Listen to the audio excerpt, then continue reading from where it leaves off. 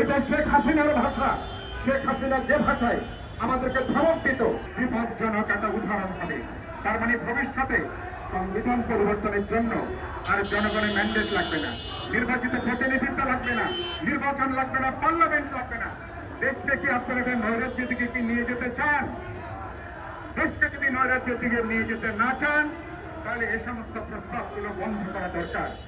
আমরা বিপ্লবী workers party গণতন্ত্র মঞ্চের দিক থেকে আমরা বলেছি, আমরা যখন জুলাই সনদ এবং অঙ্গীকারনামা স্বাক্ষর করছি, এটাই যথেষ্ট বিবেচিত হওয়া উচিত। তারপরেও আমরা বলেছি সংবিধানের 106 ধারা অনুযায়ী প্রয়োজন বোধে প্রধান উপদেষ্টা, যিনি একই সাথে ঐক্যমত কমিশনের প্রধান, তিনি আপিল বিভাগের একটা মতামত চাইতে পারেন। আপিল বিভাগ আশা করি ইতিবাচক মতামত দিলে সেটা নিয়ে আমরা জাতীয় সংসদে নির্বাচনে যেতে পারি। জনগণ যাদেরকে ম্যান্ডেট দেবে, সুতরাং সেই অনুসারে আগামী পার্লামেন্টে আমরা এই সমঝোতার সনদগুলো কার্যকর করব, তাকে বাস্তবায়ন করব। আর আমার বন্ধুরা যারা রাজপথে এখন এটাকে নিয়ে যারা নানা হুমকি দিচ্ছেন, সেই হুমকির জবাবে বলতে চাই, আপনাদের এজেন্ডা, আপনারা এটা নিয়ে নির্বাচনে আপনারা যান, নির্বাচন ইশতেহারে আপনাদের দাবিনামা থেকে আপনারা যুক্ত করেন। দাবিনামা যুক্ত করার পরে মানুষ যদি আপনাদের প্রস্তাব গ্রহণ করে, আগামী পার্লামেন্টে যদি আপনারা 2/3 সংখ্যাগরিষ্ঠতা পান, সেভাবে আপনারা সংবিধান সংশোধন করবেন।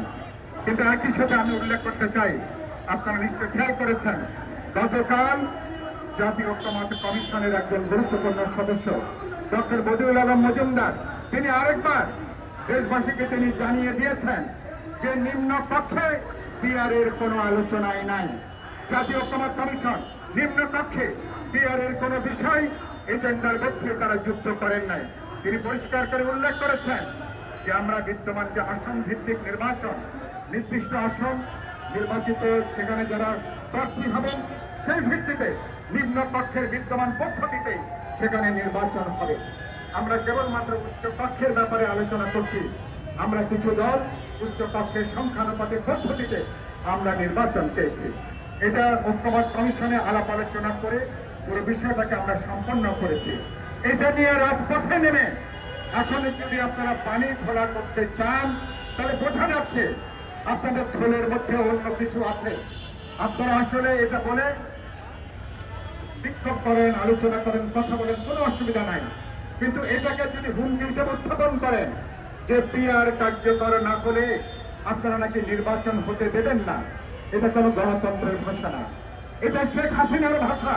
শেখ হাসিনা যে ভাষায় আমাদেরকে ধমক দিত, রাজনৈতিক দল জনগণকে ধমক দিত, কেউ কেউ আজকে রাজনৈতিক দল জনগণকে পরোক্ষভাবে ধমক দেবার চেষ্টা করছেন।